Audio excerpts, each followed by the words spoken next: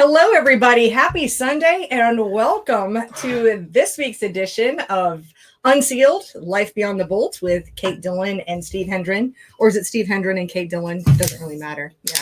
Yeah. Part of the Racing Insiders podcast. Anybody listening and not watching, that's the sound of Steve cracking open a beer. Yeah. So let's go ahead and kick that off. Of course, I'm Kate Dillon from Crate Insider and all the things. And you are Steve Hendren from Hendren Racing Engines. And today... And some of the things. Some of the things, yes. Yes, you do other things besides just the just building racing engines. You also do cool laser work that you do. Yep. You're also an instructor at the Race Logic Chassis School. So you can add that to your resume now. You're a podcaster, you're a podcast co-host. I really never would have put that International together. Man of Mystery. Oh, he has added one more title to his list of titles. You, sir, can I announce it publicly? Yeah. Okay, he is going to be inducted into the Antioch Speedway Hall of Fame in California. So looking forward to, possibly taking a trip to California. Well, yeah, in October. And I'm really proud of you. I'm excited for you. And that's what an honor. What an honor to be receiving that. Tell us a little bit about how that feels to be in the Hall of Fame. It's like the place I consider my home track. Even my home track in Watsonville, California I didn't consider my home track. So Antioch, because all the fans and the, I don't know. I had a lot of success there. So I think with success comes, a more home feeling than your own home track. So, I mean, knowing you, a track could be across the street, but if you haven't won there, that's not your track. I mean, but like a track that's 5 hours away. Well, no, I mean, my home track, I won a lot there, but no, I know that. I'm just saying, I mean, this was like, I don't know, to me, like the fans there were just amazing. I know it was really, really special for you because I've just heard, over the years, so many times, I can't recall any particular story, but just, it's right up there with like one time at band camp. But it was like it's like this one time we were at Antioch Speedway, and it's just you've got so many stories from there, so many amazing memories. You've talked about the people from there, and then of course we've got some of the videos for the Racing Rewind channel have come from Antioch, which we have more coming. I'm super excited. You mentioned that. Jeff Silva's wife Pam, she sent a bunch, and then I talked to my friend Bobby Scott, and he sent us a bunch. So that's fantastic. We're gonna have more coming up on there, which it's been a while since we've been able to post on there, but and now that we will able to, and again, wherever you are in the country or in the world, the way this works is you send us the VHS videotapes, obviously with the age, and that's the idea is the VHS stuff. Not, I mean, we'll post digital stuff, but well especially the idea is Racing Rewind, so we're talking VHS tapes from back in the day. Yeah, but if you can take out that step for me, if you've already had your VHS tapes digitized for your library and turned into DVDs or something, perfect. I mean, then it could have been. There's a lot of people that would have digitized, their wedding videos and their racing videos. If they've already digitized that and you want to save me the hours of sitting through a videotape, I will welcome that. Well, I'm looking forward to seeing Jeff's stuff and Pam's tapes that they send. Yeah. I think they're going to be awesome. And then Bobby, when I was talking to him yesterday, he's sending most of his stuff.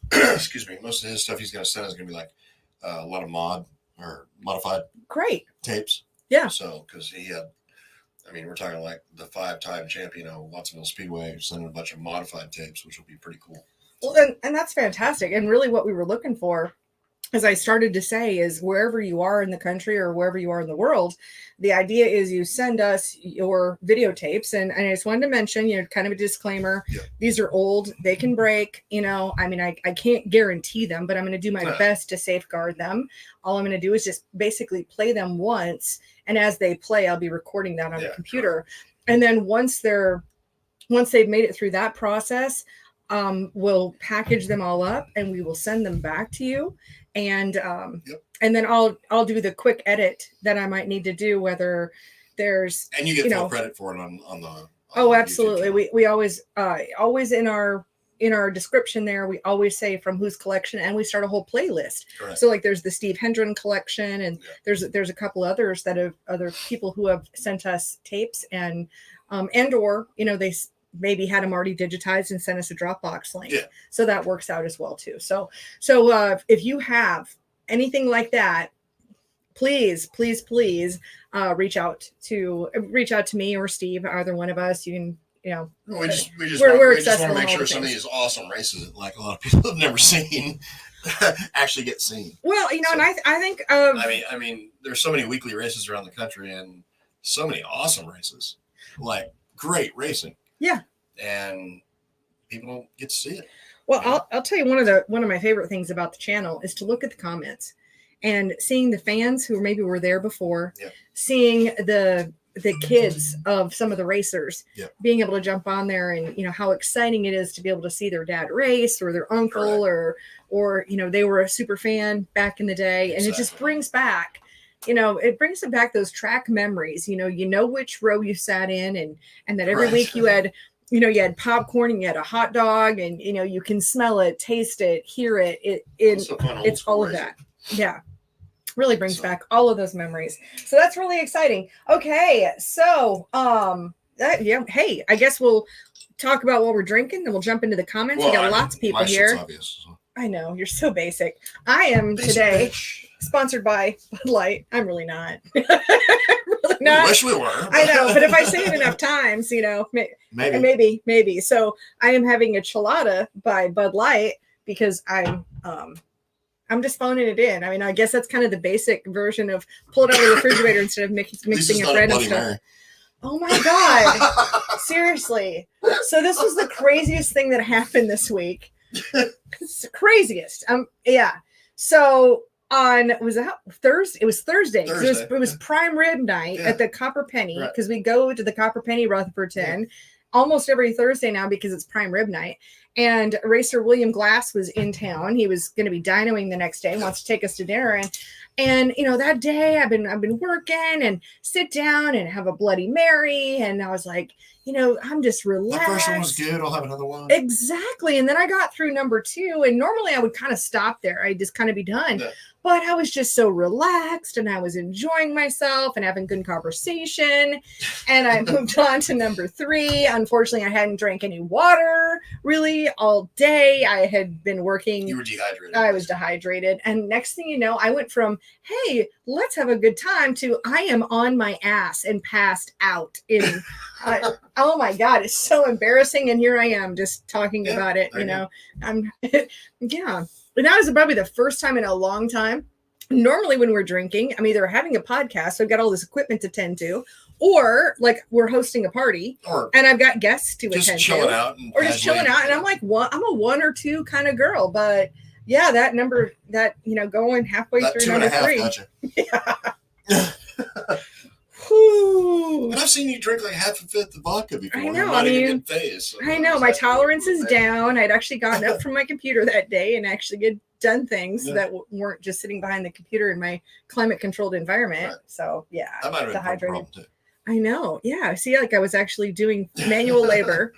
In a non-climate controlled environment. Yep. And so I didn't drink enough water and whatever. Yep. So there's that. So lightweight Kate this week. So, yeah, exactly. So I was like, hey Steve, grab me a chelada out of the refrigerator. He's like, are you sure? You sure you want to do that? And I'm like, why not? All right, let's say hi to some folks. I see Jim is here and Roy is here and Chuck. Okay. Here's a good one. A good question here. Pshtrk Carson says, do you have any 602 IMCA sealed crates in stock? I don't stock them. The person we normally deal with that is going to be Friesen Chevrolet, and talk to Al Walters in Nebraska. He was doing really good about having stock of a lot of this stuff. Now, I honestly don't know right out second. I haven't talked to him this week. I don't know if you know. He was probably the only person in the country I knew who actually had 604s for a while. So yeah, I don't know if he's got any left or not, but I know that he was selling them, you know, dynoed distributors in them the whole 9 yards. Yeah, so. dyno distributor, spark plugs and wires. Yeah, the whole deal. Great. Tom says hello, and we will be drinking. Great. That is what we're here to do.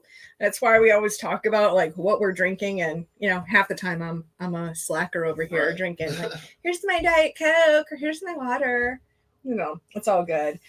Tim Pacho says, congrats, Steve. Oh, thank you. Congratulations on that. Yeah. I hope to see Tim there that night. Yeah. And Tom too. Yeah. Because I'm definitely going. So good. We might have to. We'll have to have a show while we're in California at some point. Yeah, that'd probably be fun. Because at the end of the day, even if I have to, as long as I've got a cell phone signal, I can actually shoot a video from my phone. Right. It's just I buy all these cameras because I'm a junkie, gear junkie. Yeah, so yeah, absolutely. All right, see, JJ is here from Washington, Yakima, Washington.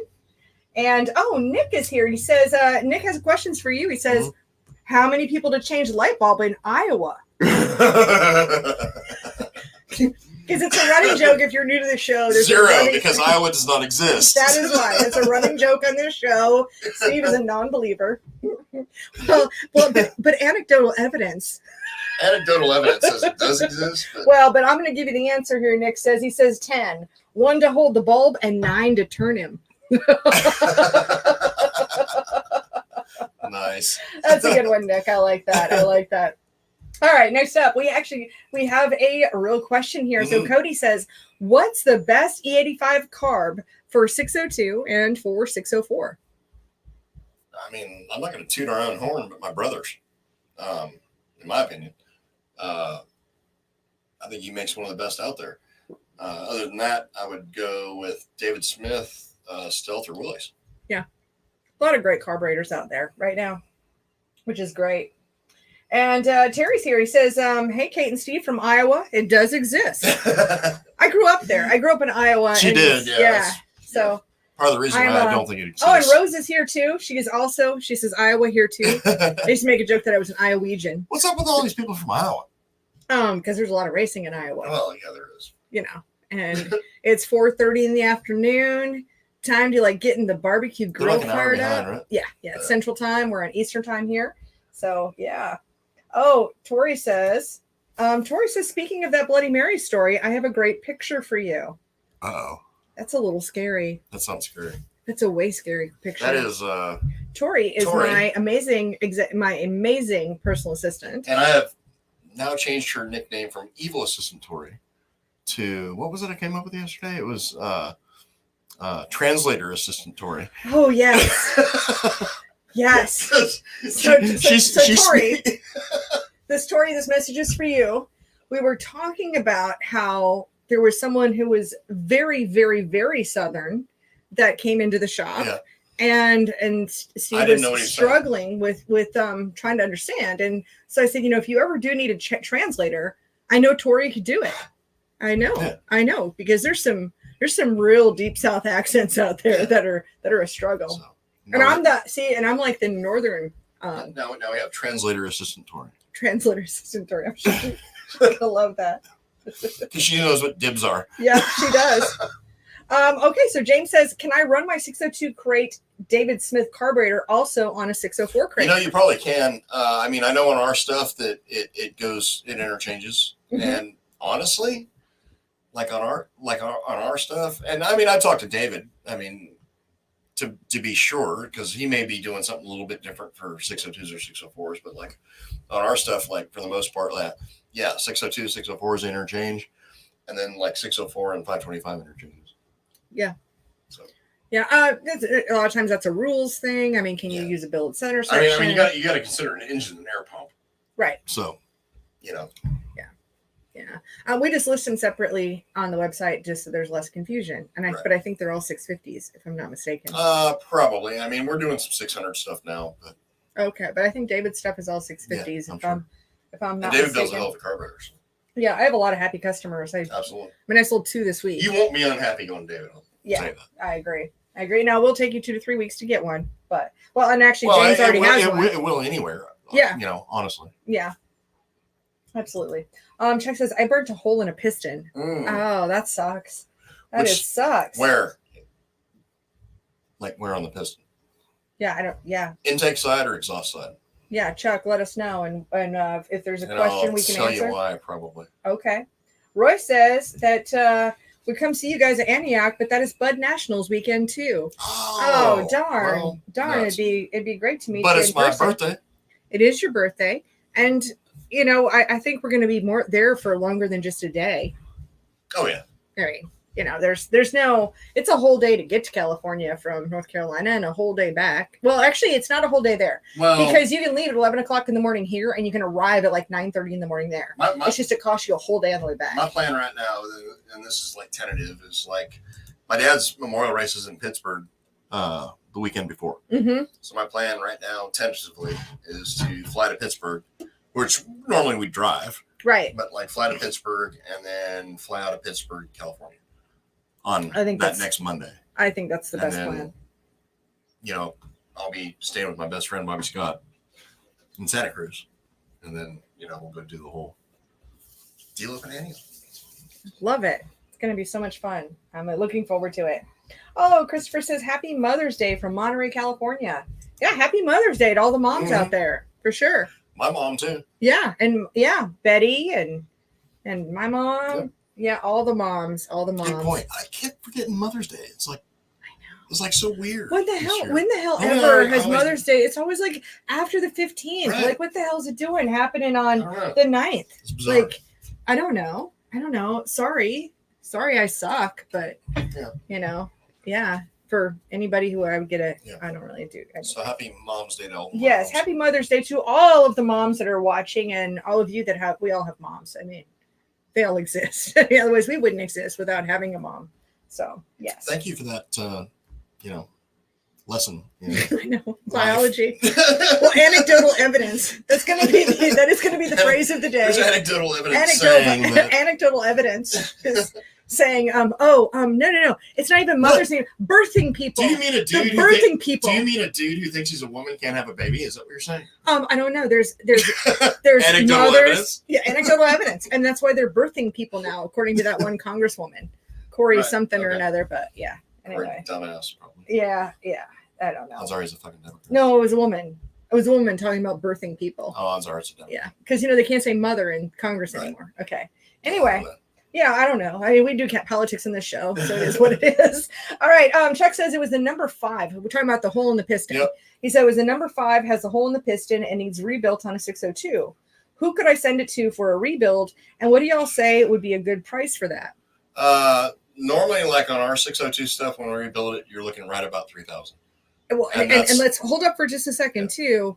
Is if this is IMCA. That's a total game changer. IMCA is a totally different deal, unfortunately. Right. Yeah. If it is IMCA. But like one of the things, I mean, if you burned a piston, you had 2 bad things going wrong. Either you had severe detonation or you had like a severe lean condition or something like that. So I would want, if you can tell me, I mean, if you got the head off or something like that, you can tell me what side of the piston's burned, either the intake side or the exhaust side on number 5. I can tell you kind of what it is. And tell me. Or where I'd be looking, because you don't want to go out and do it again. Yeah. Is what I'm getting at. So. Well, and tell me, just because I'm just going to expound on that question. You mentioned it could be detonation. So what are some things that could be going wrong in order to have detonation, and how would we prevent having a detonation situation? Well, I mean, detonation can come from, multiple different things. It's pre-ignition is what it is. So there's several different things that can cause that.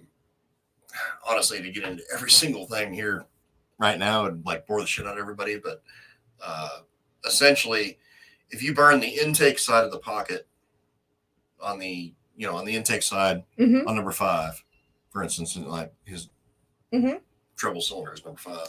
If you burn the intake side, you got a lean condition. If you burn the exhaust side, you got a detonation issue. Or towards the center of the piston, you got a detonation issue. Okay. And by the way, you got like a little lipstick mustache going on right there. I know, because I'm super awesome like that. Yeah, I don't know. It's probably from, I put lipstick It's like blush on your lip. You can't tell because we're backlit on the show.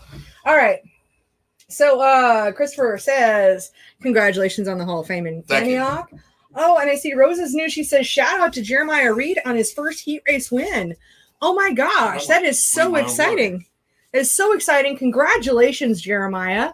I didn't know you hadn't had a heat race win before. That's pretty cool. And, obviously you've worked so hard on your program. You do such a great job with your videos. And I'm just talking to Jeremiah, whether he's watching or not, but he's just a great guy. Cool. Great guy. I almost wore his t-shirt today, but then I was like, it's pretty warm. I'm going to go sleeveless. So yeah, I've got a cool Jeremiah Reed t-shirt. Because I don't. Cool.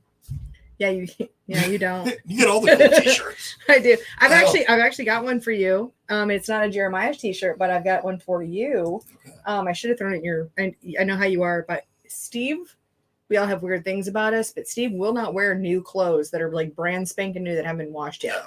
So you like t-shirts, they all have to be washed first. Right. But I got you a Tony Robertson for Sheriff t-shirt because I met with Tony a week ago. So got you a Tony Robertson for Sheriff. Good. Yeah, good deal. All right, let's see. I'll be voting for him. Yes, me too. Oh, and Chuck says he's not sure if it was the exhaust or the intake side there. And Christopher says the stork dropped him off. So, good for you. Good for you. Yes. All right, Tom says, running a 602 in hobby on a 2-barrel. What can I gain on the flat air cleaner? I don't know a good flat air cleaner base for the 2-barrel, to be honest with you. I know we've struggled with that. We've even experimented. We've done some experimenting. God. Yeah, I don't have a good answer for that. I don't either. Honestly. And I need one. I'd like one. Yeah, we need to figure something out on that 2-barrel deal, honestly. I agree. There's a lot of 2-barrel carburetors out there. And like back here where we're at, I mean, we don't have a whole lot of 2-barrel racing. Most of it's going to be on asphalt type tracks. Mm-hmm. And honestly, it just gets like thrown to the back of the bus. Yeah. I mean, it's not a common thing to deal with. So we don't. So Tom, do me a favor and do what I call leaning on the elevator button, which is just ask the same question every single week. And if you ask it, it's kind of like if I ask it, it'll be like, yeah, okay, yeah, we'll get to it, Kate. We'll get to it, Kate. But if it's asked every single week on this show, then yeah. Then I'll also have evidence to be able to go to, like I've actually worked either that, or it'll be like, Tom, shut the fuck up. Quit asking them about 2-barrel shit. It can go either way. You mean like what you say to me? Like what you say to me? Yeah. Okay. All right. So Christopher says, he says, dude, are you ready to see how bad California is? We got homeless on both sides of the fish hook. Yeah. Oh shit. Not going to surprise me. I've seen a lot like Muscle Beach and then Venice. That's down south. I know it is, but still, I've been there before. And to see some of the video that's coming out of California is just insane. Well, you don't know what the fish hook is, but it's on Highway 1. And are we talking like homeless encampments? I'm sure, because that's what everything else ridiculous. Is in California. It's what it all is. Thank you, Gavin Newsom. Yeah. I guess we need to elect freaking Caitlin. No, Bruce. Caitlin now. No, he's Bruce. You do you, but whatever. I mean, I respect. I mean, whatever. You want to be called Stefan from now on? I'll call you Stefan. So. No, just Steve. So Stefan. So Katerina and Stefan. The Katerina and Stefan show. Oh, wrong country. But I do like Bruce. Yeah. Okay. So Rosa says Jeremiah is her nephew. So fantastic. Nice. Well, thanks so much. Oh, and she can even she knows people, so she can get you hooked up with a Jeremiah Reed t-shirt, Steve. You know what I live off? Free t-shirts. That's how I clothe myself. Well, my son is actually moving here from Idaho, and I told him you don't have to worry about having a lot of clothes because you're gonna 6 months you're gonna have an entirely new wardrobe. That's how it is. It's what's going on there. Roy's with you. He's got to wash his t-shirts first too. Yeah, exactly. He's got to wash everything too. I can't wear nothing new. Yeah.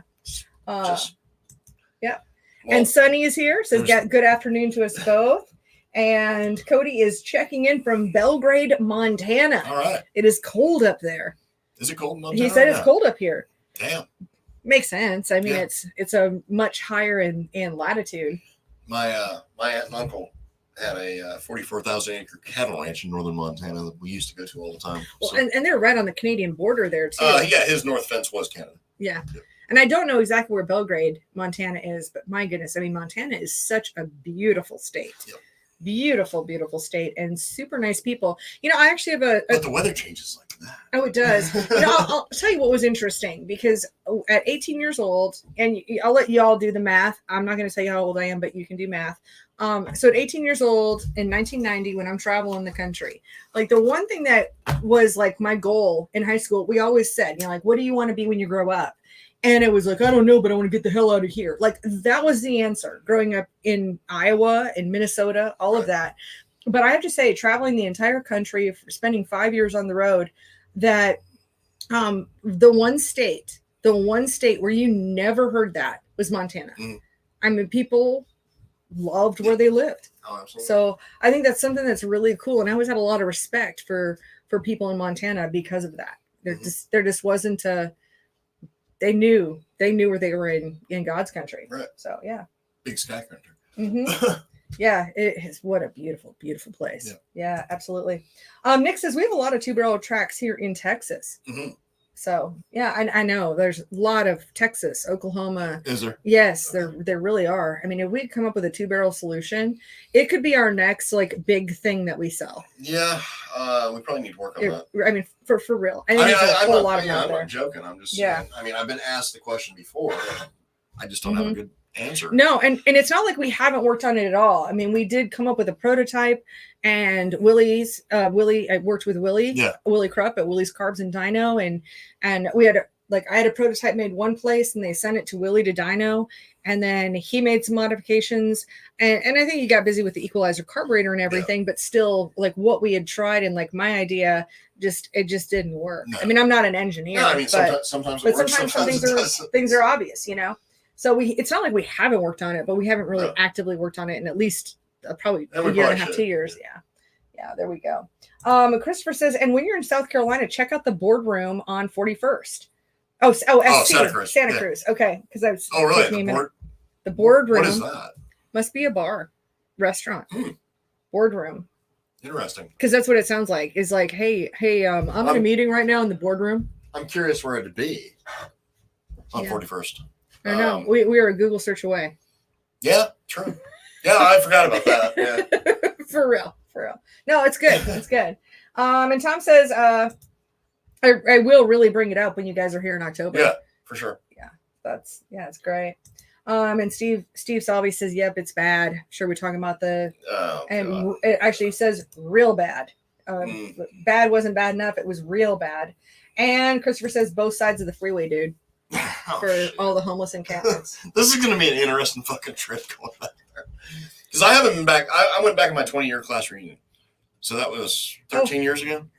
Great. So we're doing not 13. We're like super old now. It was like 11 years ago. So that was the last time I was in California. Yeah, it's pre-Kate. I've been to California a few times since then, but that was before all the homeless stuff broke out. Really. I mean, we've always had, like in Santa Cruz, we always had like the homeless element. Yeah. But not like what you see in photos and shit from. Well, even I mean, both sides of the fucking fish. A bunch of homeless people living there. That's something else. Sounds like some of those videos that we see coming out of Seattle. You know, and what's crazy? I mean, like Alex and I, your son, and I went out to San Diego. I was just looking it up today, and I think that was in 2018. So it wasn't that long ago. Yeah. And we didn't see anything like that. Not anywhere where we were in San Diego. Which is not what we're talking about. I'm fully aware, but I mean, at this point, like this whole homeless thing has spread basically along that entire western coast of the United States. Yeah, all the way up into Oregon. It's Oregon, it's Washington, and it's all the coastal cities. It's pretty crazy. And Jeremiah is actually here, and he says, Rosa, I think we can make that happen to get you a shirt. So sweet, yeah, good deal. Christopher says JP got 7th last night in Chico. Nice, great. And for some reason, Charles says it's Happy Biden Day. Biden Day, but there's an LOL at the end. Well, yeah. So I don't really know. Yeah. Christopher says, and I don't think old Joe knows what day it is anyway. We don't know. And the old school crew was there. He said, nice. Party on.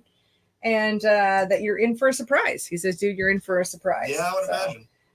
Beach bums. These are home, like beach bums, but these are homeless. Yeah. So beach bums was one thing, but it's what you're talking about. I was talking about like trolls. We used to call them trolls. You're right. So they like lived under the bridge and shit like that. But. Yeah, just beach bums, ski bums, whatever. Yeah. But now they're straight up homeless. And then roll up the windows because you can smell them. For fuck's sake. Wow. And now Nick says, Steve, now people in California pierce certain parts of their bodies. Interesting. Mm-hmm. Yeah. Yeah. Wow. Okay. Doesn't surprise me. All right. So moving on to the next. A lot of people in California think they're women, but they're men, or women. Yeah, there's no good way that this can all go here. So, all right. So Jerry asks, he says, where can I find a 604 crate engine at now? Nowhere, man. Well, no, I mean, I shouldn't say that. Potentially Freezing Chevrolet, Nebraska. Possibly. So I would call Al and see if he has any available. Yeah. Now, like I said earlier, I don't know if you were here or not, but he had some, and they're like dynoed with distributors and wires and IMCA seals. IMCA seals, that kind of thing. Yep. Yep. All right. So Cameron's here. Cameron Goldsworthy from Florida. He says, another blessed day. So glad I finally get to see my special ops crew on Sunday's council station. That's us. Missed you guys. Keep up the awesome work. Yep. Thank you so much for being here, Cameron. Keep wearing a helmet, Cameron. Yeah. Yeah. He got hit in the head with a tire, so. Yeah. Yeah, he did. And Jeremiah says he just needs a size and a shipping address. Shoot him a message. So I'll do that. I'll take care of that. And back to the homeless, Christopher says, yeah, it's real, dude. Real dude. Wow. Oh, Cash is here. Cash Wilson, he says, hey, good people. Luck hasn't changed much, but the Hendren motor is on point. I'm glad to hear it. Yeah. So, of course, I've seen Cash this year at the Race Logic Chassis School. He broke so much shit this year. Yeah, just bad luck, or what's going on? What is it, like rear end after rear end after rear end? I mean, and some crazy stuff. So. Yeah, and like ran them like once or twice. I mean, that's so rare to have happen. Yep. Wow. So his profab header shipped this week finally. Good.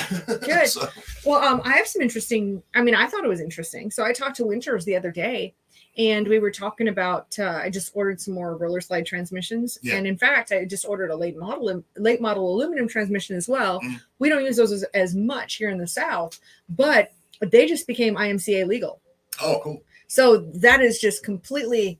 Like Winters did not anticipate the demand on their late model aluminum transmissions because they were just made legal. Yep. So we talked about that, but we were talking about the lead time because it's just, obviously 2021. Everything's an issue right now. We have lots of challenges, but here's the interesting part. I'm getting to that part, and I said, well, ordering these transmissions, can you kind of give me, like, I don't need the exact day, but are we looking at like 2 days, 2 weeks, 2 months, 2 years, where are we at on this process?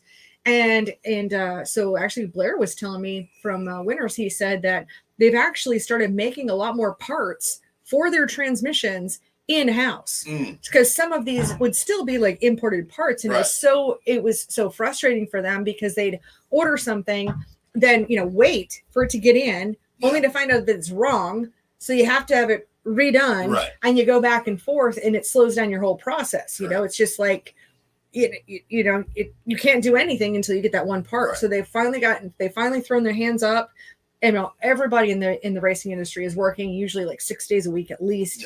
We really got to watch out for burnout at some point here, but they're making these in-house and I think that's really cool. I can feel really good about the product. I mean, I've always been very happy with my products from Winters, but because of their quality control and all that other stuff. But now, and there's just that extra. It's that little bit of extra that I know that there's, here we are, that they're doing it right there in house. I just thought that was a good deal. Pretty cool. A lot more control over their whole process. Yeah, which good for them. Good for them. Okay, so let's see, and. We're at Jerry's asking about the Freezing Chevrolet. Is it in Omaha, Nebraska, or Lincoln, Nebraska? Yeah, I mean, message Kate and she'll give you his. Just go Freezing Chevrolet, or Freezing Performance on Facebook. Christopher says, but Carmel and Monterey and PG are still safe. So back to homeless here. Oh, and Jerry didn't catch the name. It's Friesen, Friesen. So Yeah. Friesen Performance. Friesen Performance. All right, Chuck asks, he says, what plug wires do you recommend on a 602? Can I answer this one? I'm going to go with Firewire, the fast Firewire. Love my Firewire. I know you're going to say that Firewire or like the Moroso Ultra 40s. Both of those are ones that you like. Those are two of my favorites. Yeah. I do like the fast. I love the sleeve that's on the outside. Each one of the wires is marked. Now, with your 602, if you're running an HEI, it's going to come with a coil wire, whether you need it or not. But if you're running a billet distributor, you already have the coil wire as well. So great. Not a lot of loss. It's a good product. Great product. Lots of success with it. And we've been selling them for a number of years at this point. You can't go wrong. Yeah. Cameron says, I just work on the tires now, Steve. I try not to get hit by them.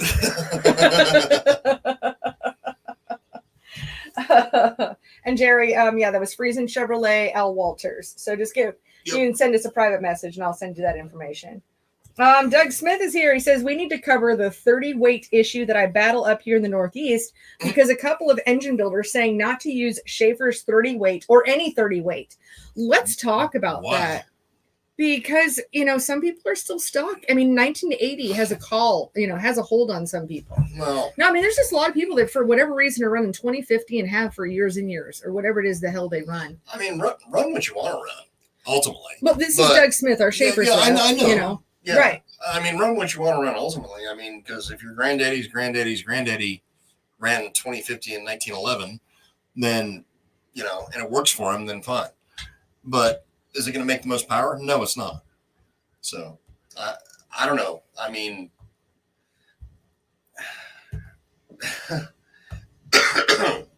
everybody's got different opinions.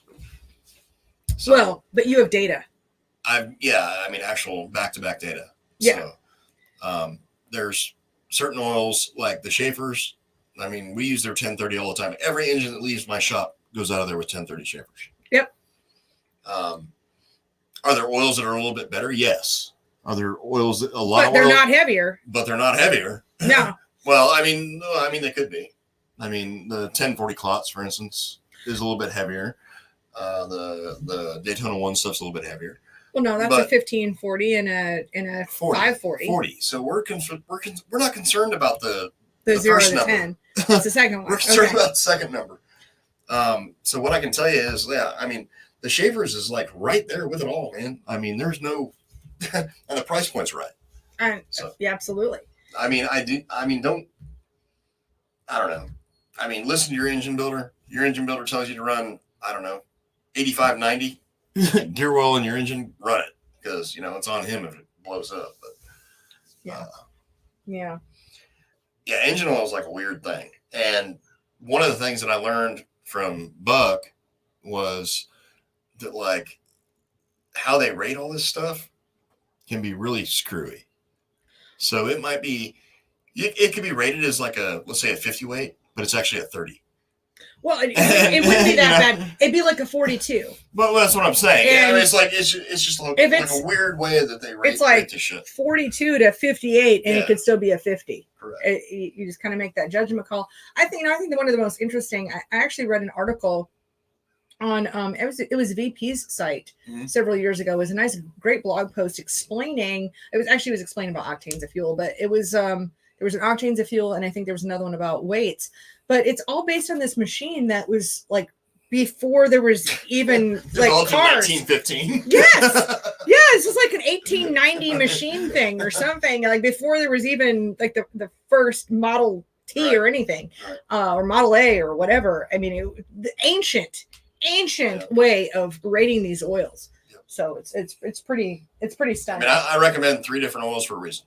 I'll just put it that way. Yep. All right. And Christopher says, am I the only one on the show from the Pacific Coast region that's on this show? Tom Ferguson was here earlier. Yeah. And he says, because let's talk about when NASCAR and Winston was here on the West Coast. That was the good old days, honestly. I mean, and one of the reasons I'm not like a big IMCA fan, because like IMCA went into California and pretty much ruined racing, in my opinion. No, but I think you have to look at the fact that NASCAR and Winston pulled out.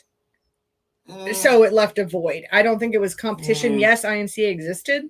Yeah. Because remember, I grew up in Iowa, and my dad has those same NASCAR Winston helmets that you do. I've got, yeah, those same championships, and how NASCAR would come in and they'd bring like a scoreboard and you know, they do a lot of great things for the tracks.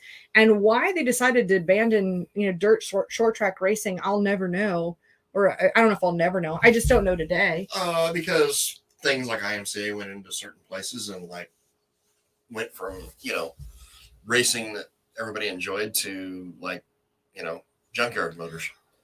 Well, I wouldn't say that though. I think that's what happened in California. I'm telling you exactly what fucking happened. But there's also another piece of this too that happened.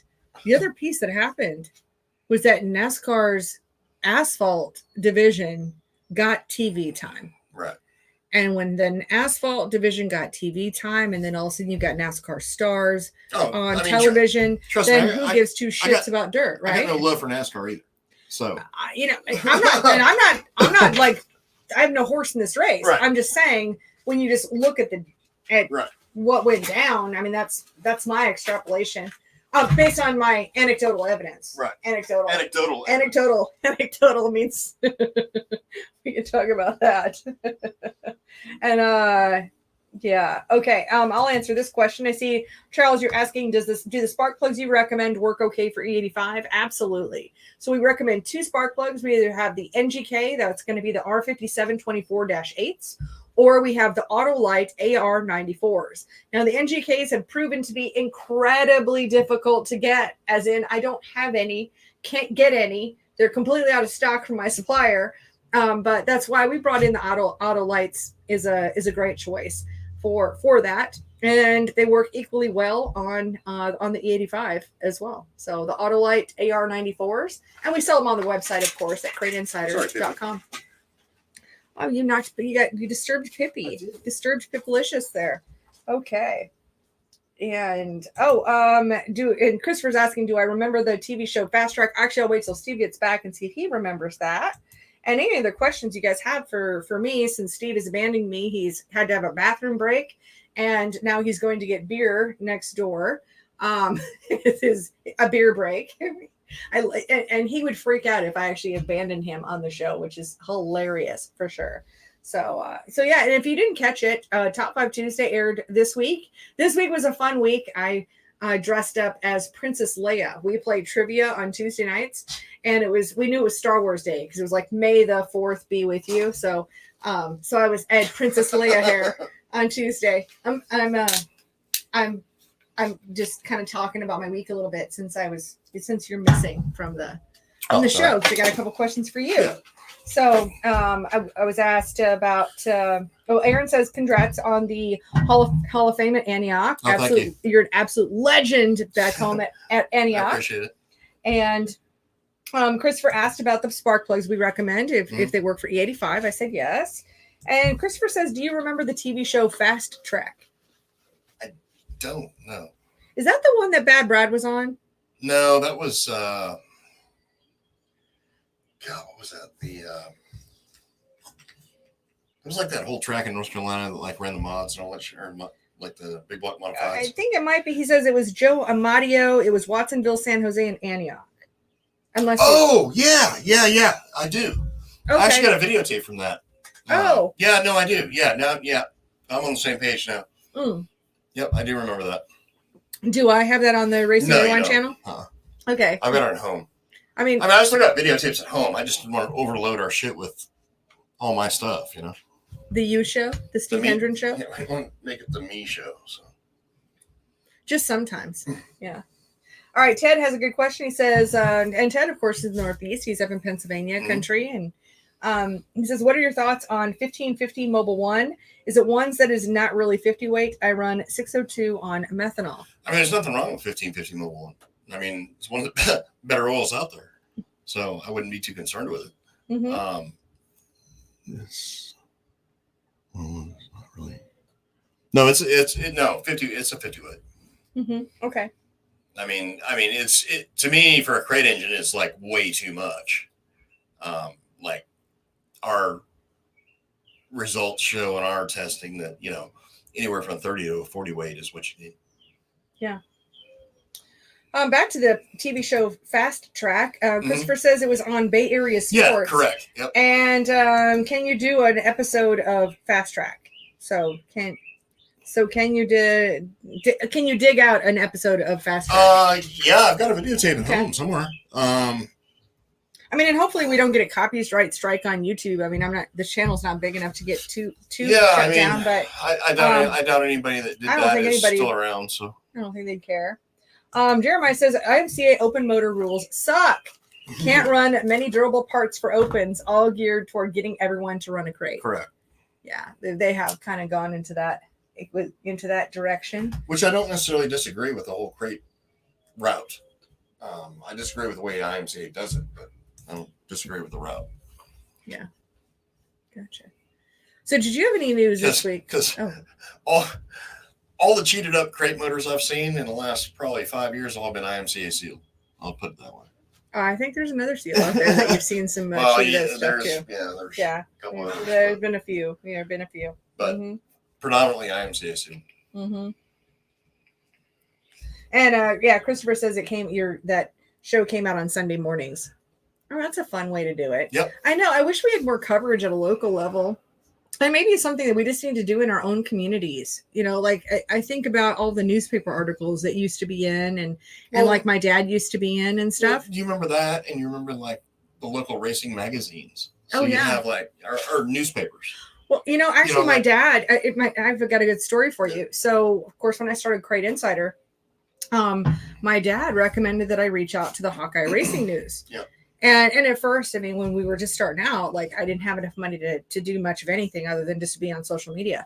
And when I did get around to checking it out, because it's a valid idea, I found out that there was no Hawkeye Racing News anymore, which made me really sad because that was the place you went. But here's why. Dad said that rather than buying stuff locally, he said he would look in those racing newspapers to find stuff. Because if he ordered it in town, then everybody knew what he had. Right. So he would purposely go out of town to order stuff just so it would remain a secret. Right. And because of that is why I've always maintained if somebody calls me up and says, hey, you know what? I want that same rear end that Alex Hendren has in his car. Right. Be like, unless Alex tells me that I can tell you what kind of rear end he has. Yeah. I mean, I can tell you it's a winner's, but that's all. Right. I mean, I don't give up anybody's secrets. I mean, if you've got a review, if you put a review on Crate Insider and you're like, hey, air filter base, best thing ever, or you can see your Walker air filter like in your car.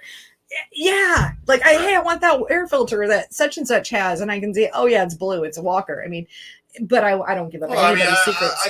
I get those calls a lot too. I mean, like we'll get a call during the week. It's like, oh yeah, here I'm down here in Florida, or I'm in Georgia, or Louisiana, or freaking Mississippi, or Pennsylvania, or whatever. Whose engines do you do around here? I'm like, well, a lot of them. Yeah. Because a lot of people don't want people to know who does their shit. Yeah. So. And then there are the people that probably buy the Hendren stickers to put on the valve covers. And they're not, am I right? Right. But I probably seem like a pretentious dick because like a lot of the people I name to people, if they want to know whose engines I build, are fucking famous World Outlaw and damn Lucas guys. Mm-hmm. You know why? Because they don't give a shit. Because they're going there to win races. They don't care who knows what they got. Yeah. So then I end up feeling like, oh, well, I'm like just a name dropper, that kind of thing. I've never ever marketed that way, and I don't. Well, I don't market that way. I mean, I'll like if one of the guys wins or something, I'll post it. Well, if they tag you, then you'll share it and stuff. Yeah. I know, and I know in our industry that it probably would, but I guess I sell things on merit, but not just on who can follow which leader. But I mean, honestly, like Florida area, I was like, it's Bronson and Matthews. Yeah. Right? Yeah. Well, and Bronson tags you, Bronson tags me and everything. Yeah. So it's not a big secret. No, it's not a big secret. Right. That's what I'm saying. Mm-hmm. So, but I do get people who call and be like, please don't tell anybody that like I have my shit built at your place because I don't want them to know because I want, they want the inside scoop where, they got like a local engine builder and they want to like be the only guy that doesn't have one. Right. Mm-hmm. Yes. I understand. Oh, and Tom actually has a good suggestion. He says maybe you can do a show from Antioch the weekend of the Hall of Fame. That would actually be fun. I mean, and if they're okay with it, I mean, Yeah. I'm happy to film it and edit it, and let's maybe even get some interviews from the other Hall of Famers. Obviously, I don't know people and don't know what questions to ask. I do, but I do, and I will. Okay, well then you can do the interviews. I can do the interviews. You can do the interviews, and I can stand behind the camera and just bring all the gear. Because like one of the coolest parts about this whole thing for me personally. Now this is like somebody that grew up there watching racing and being involved in racing all my life in California, and one of the coolest parts of this entire freaking induction deal is I'm going in with Bobby Hogue. Are you really? Oh man, and that's awesome. I mean, that's like he was one of your heroes. Oh, absolutely. I mean, my whole everything I based my driving style off of, I always watched him. So it was like, I mean, Bobby either won or broke, basically, is what happened. Go big or go home. Which is why his son Hogue the Fourth was a little bit better than Bobby, because Bobby pretty much finished every race.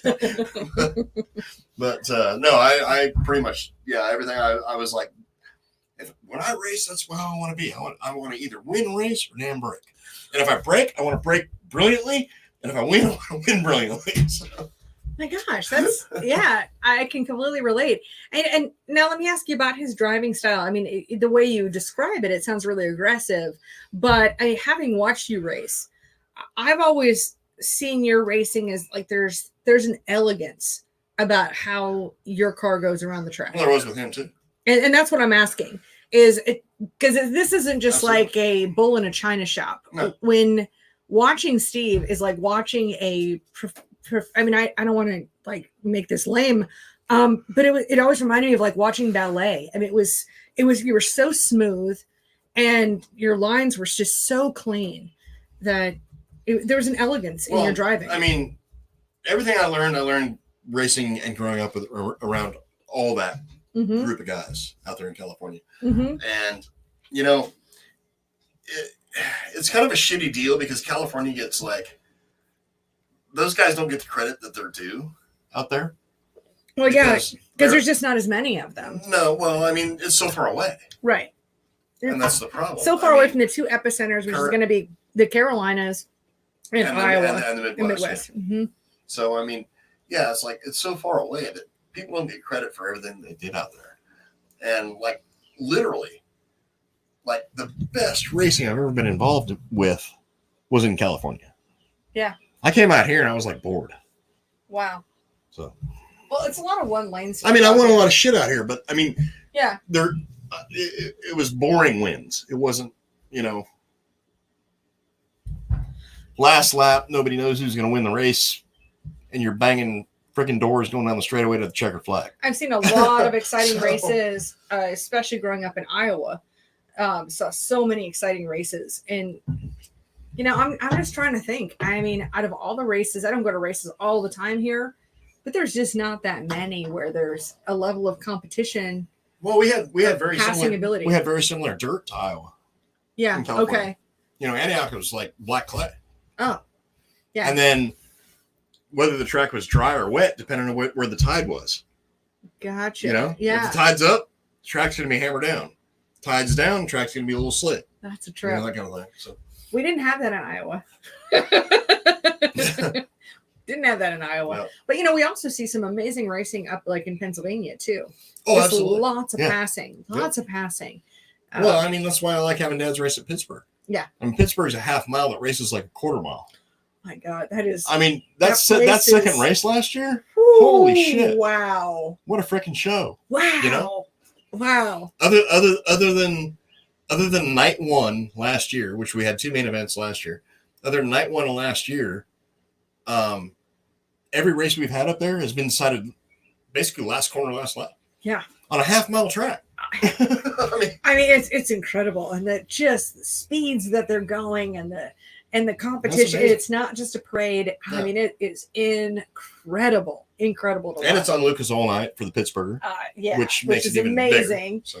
because then we got to see like JD Well, and Jimmy all the Owens people and I've all the guys. known for years, Yeah, Bronson was there last year, and we got Jimmy, my brother Jimmy and Tina. Yeah, we got them to Jimmy come up and with Tina us. came up. Yeah. Yep. So that was a lot of fun. I think Jimmy was impressed because me and him used to bang doors back in the day. Oh yeah, and have like your rivalry. I mean, you were friends. It wasn't a rivalry.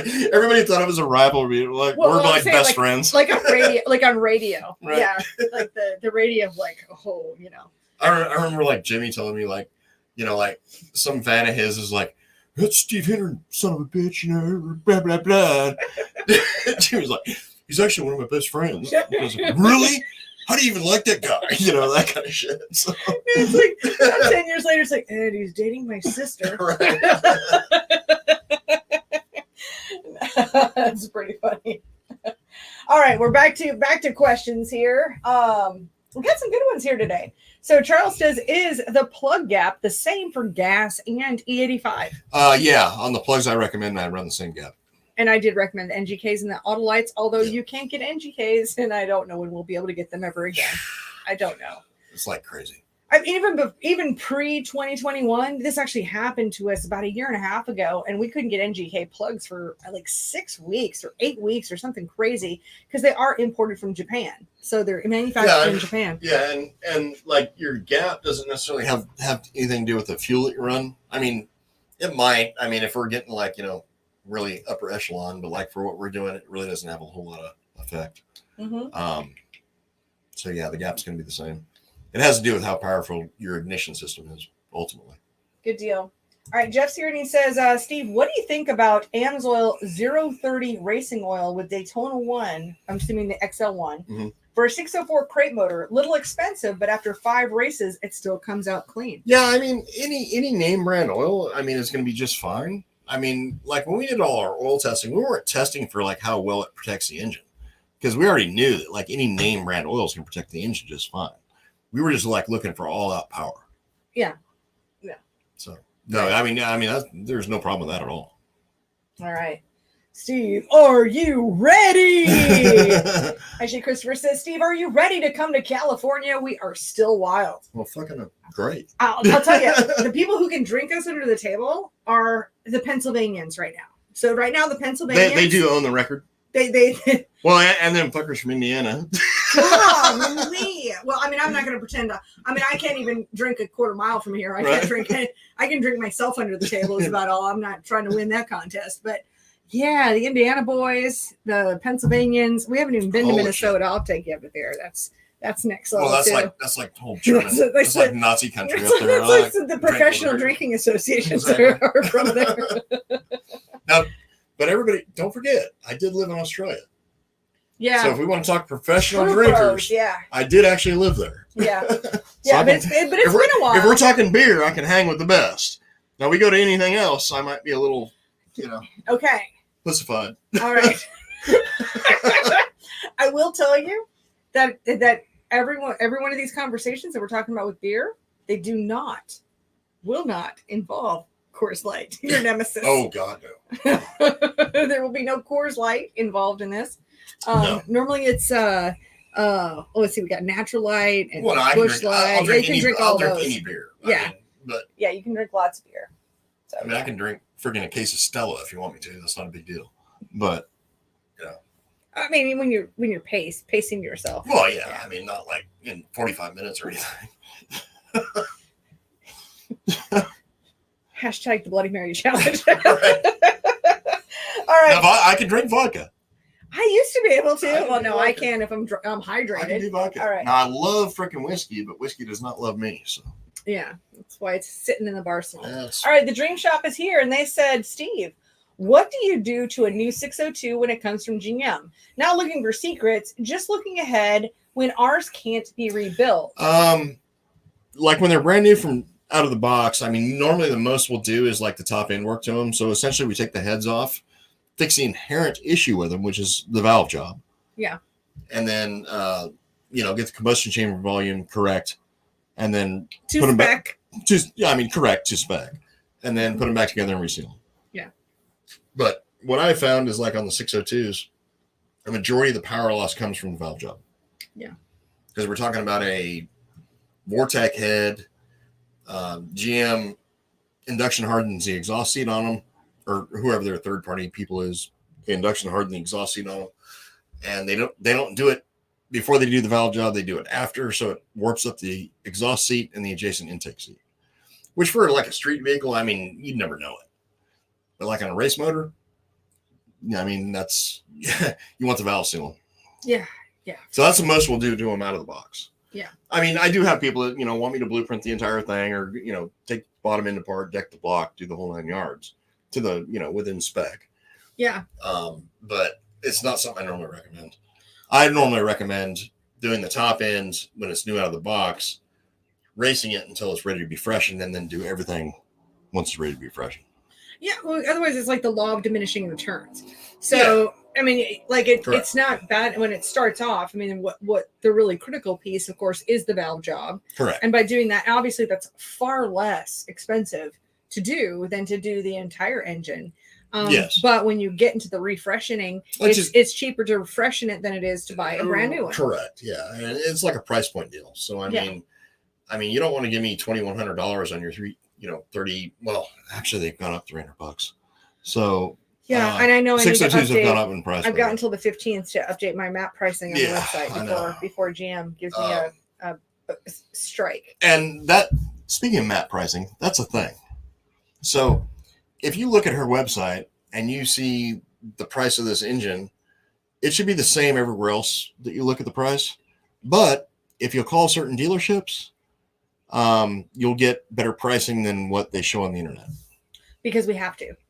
Because it's minimum advertised price. Correct. Minimum, that's what map pricing is. And GM is very strict, and it's to the point where if I get 3 strikes, you're out. Then they can ban me from buying from any of the performance dealerships. And not only that if any of the performance dealerships sell to me, they can be struck from the program, and that is going to kill people's jobs. I mean, it's a major deal. Pretty fucked up deal. So that's why. I mean, that's good though. I mean, otherwise it's good, but it's bad. I mean, yeah. I mean, you don't have places, like a few places that were in the Midwest. Well, what undercut you'll see, and let's just talk about for a minute, like what you'll. Like if we go just to consumer world for a second, you're not going to find an iPad or an iPhone or I don't think iPods exist anymore, but like you're not going to find an iPad any cheap. You can go to every single retailer out there online, whether you're at Amazon or Best Buy or Walmart.com or Apple. Any of them are all going to have exactly the same price. Now, what you might find at some places, they might say, hey, buy an iPad this week and we'll give you a $25 iTunes card. Right. The whole idea is with the map pricing, Apple has said, you can't go below this. You go below this, we don't sell to you. You can't even be a retailer. But they don't prohibit you from offering like special add-ons if you want to make it free shipping or if you want to do whatever. So minimum advertised price. Minimum advertised price. So what I'm saying is like make a phone call or two. Yeah. And you'll get a better deal than what minimum advertised price is. Well, and right now, just getting one is the challenge. Newsom has them in Georgia. I mean, South Carolina. In 602s. 602s. Yeah. Okay. I thought they only had a couple because I bought one. He had several. Okay. All right. Retro Gamer and Backups is here, and it's great. I mean, this has really been fun. Where we now stream to YouTube as well. So it's really fun bringing in YouTube channels. Absolutely. So Retro Gamer, we're going to have to check out your channel just because, you've signed in and said hi to us. So I have to check out your channel there. And he says, Steve, with all the Holley 4412 rules on motors, who would you recommend, Willys or a VDL for a 2-barrel carburetor? Yeah. 100% Willys. Mm-hmm. I mean, Willys actually a good, close personal friend of mine. And you'll struggle to find a smarter guy on 2-barrel stuff than Willie. I would definitely go with him. Christopher says, Big Bob is the man. Really nice guy. My wife's uncle is married to Jolyn. Jolyn? Jolyn, yes. Wait. Big Bob is the man. Really nice guy. My wife's uncle is married to Jolyn. Yeah. So somebody you must know. My ex-girlfriend. Oh. Yeah, that's not weird. That's so not weird at all. Okay. No. Moving on. Nah. All right. Jeremiah says, the way I see it, if someone is trying to figure out who runs what, they're already behind the 8 ball. In the words of Hot Carl, what's your bobber? Effing bobber. Yeah. Hot Carl is hilarious. I'm going to catch his show a lot, but he's pretty funny. Cameron has written us a novel. He says, I think I'm adding Crate Insider to my family tree. What a great feeling to watch you guys again on Sunday. Also, the friendship and the personality that you have for so many years, so amazing. And Steve being inducted into the Hall of Fame is such a spectacular achievement in anybody's life. But being inducted into the Hall of Fame with somebody you looked up to for so long is such a really big, heartfelt accomplishment. Oh, absolutely. Thank you so much for what you guys do in all parts of motorsports. No, and there's more, but I can't read any more of that. Yeah, I mean, when you go in with one of your heroes, it's. Oh, and it's actually surprising that he has been inducted before. It's very humbling. Yeah. Yeah. It's. Well, I mean, I'm surprised he wasn't inducted last year, but Well, it's not like you're getting inducted with the B team. No. No, it's like full on A team. So, and the other guys going in too are like full on A team. So. And there's like a fan vote for there's 3 other people that are on the fan vote. Okay. Which would be Dave Bird, Ed Sands, and Debbie Clymans. So. And I've heard you say so much about Ed Sands. Yeah, Ed and Dave. I mean, I grew up watching them too and raced with both of them. And Debbie, I mean, she was like probably. I mean, I don't know. I mean, I can't say this for sure, but she was probably one of the first women to race in Antioch. Oh, wow. Her and her husband Tom and all that, they raced there for years. So, I mean, all 3 of them deserve it. I mean, I don't know how you'd pick, honestly. Yeah. Which is why, they're all from the same area. I'm so like, wow, I freaking made it because I'm in with a lot of names, man. Well, I mean, you were really honored to be nominated. I mean, the nomination alone was an honor to me. Right. And you're like, I probably won't get it. I mean, there's just people that are just, more qualified. Correct. And all of that. And for you to get that call is really exciting. Yep. Yeah. For sure. So hopefully we'll be able to fly by October. Yeah. That would be good. Mass, hopefully. Yeah. Otherwise it's going to be a really long drive. Really long drive. Oh my God. You can kill me now. Oh man. Yeah. Oh, Christopher says, thanks, Christopher. Christopher says, Joe Lynn is my favorite. Yeah. Thanks, Christopher. Appreciate that. Yeah, that's nice. Because Joe Lynn's the ex-girlfriend, right? Well, I mean, yeah, but. Yeah, great. Thanks, Christopher. You'll love her too. I'm just teasing. No, I go so far back with that whole family. I mean, like little Bobby used to come to my house and like back in the day, like he'd come like spend the weekend and we'd go out and like race bicycles and fucking have all sorts. We do all sorts of weird shit. Oh, that's so He's fun. a good kid. That's great. Of course, he's married with like freaking 12 kids or some shit like that right now. Hey, that's great. Hey, big family can be fun for sure. Well, cool deal. I think this about wraps up our Mother's Day edition. Yep. Do you have any other things that you'd like to add about the week or anything? Not really. Anything you'd like to add? No. I guess we're finally able to ship headers now.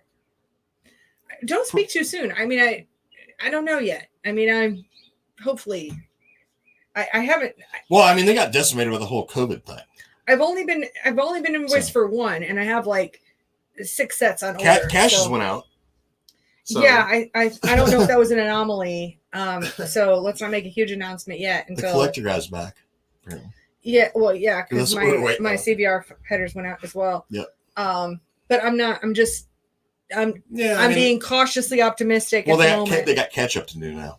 So. Well, it's materials. Yeah. It's materials. And it's labor. Oh yeah, it's the whole muffler thing. Yeah, because it can't get mild steel. Can't get friggin' mild steel. I do have another like 50 mufflers I added to my order. Yep. Or as many as they'll give me is how many I'm ordering. Oh yeah. It's kind of my standing deal now. Yep. I'll be talking to them a whole lot this week, and we'll see how that comes in. But don't speak too soon because I don't have them in my hand. I'm not touching them. I haven't been invoiced for them from the manufacturer yet. So I need that before We'll I have to have go, a but I show got with 'em. Andy Garris Absolutely. and make him like step up to the plate and be like, we can ship headers on this date or something like that. Yeah, Like just mess with him. that would be good. No, Andy's great because normally you just like call Kate because she buys out all of our stuff. Right. Just call her. So we got a very symbiotic relationship. Yeah. So we're She just bought $30,000 worth of headers. Call Kate. Yeah, she's got them. She wouldn't let us buy them. She bought them all. Yeah, absolutely. And all right, so I think that's about all we got. I want to thank. Do you have any last final thoughts? I don't. Okay. Well, I want to thank everybody for being here. Thank you for so much for being part of the show. Yep. Really appreciate all of your questions and the commentary. It makes it so much fun. And if you want to catch us from week to week, of course, if you want to listen to the audio version of this, if you're seeing us on video and caught part of it, you can catch it on Mondays at racinginsiderspodcast.com. And if you'd like to be with us on the show live, we go live every Sunday on both Facebook and YouTube on the Crate Insider channel at 5:30 p.m. And if you're Eastern. ever in Rutherford, North Carolina, I want to be